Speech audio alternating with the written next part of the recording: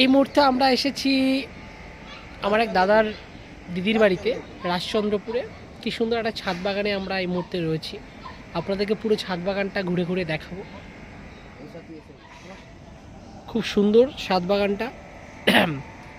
অনেক দিন পরে কাজের ফাঁকে ছুটির মধ্যে একটা সুন্দর জায়গা আসতে পেরেছি, ভালো লাগছে। থ্যাঙ্কস ফর বিশ্বদা নিয়ে আসার জন্য।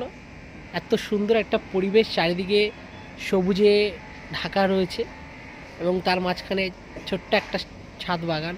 কলকাতায় থাকি আমরা, সাধারণতভাবে সবুজের সংস্পর্শে থাকতেই পারি না, তো তার মাঝখানে আজকে সুন্দরভাবে এত সুন্দর একটা জায়গায় আসতে পেরে খুব ভালো লাগছে। চলুন দেখে নিই ছাদ বাগানের পুরো ইতিহাসটা।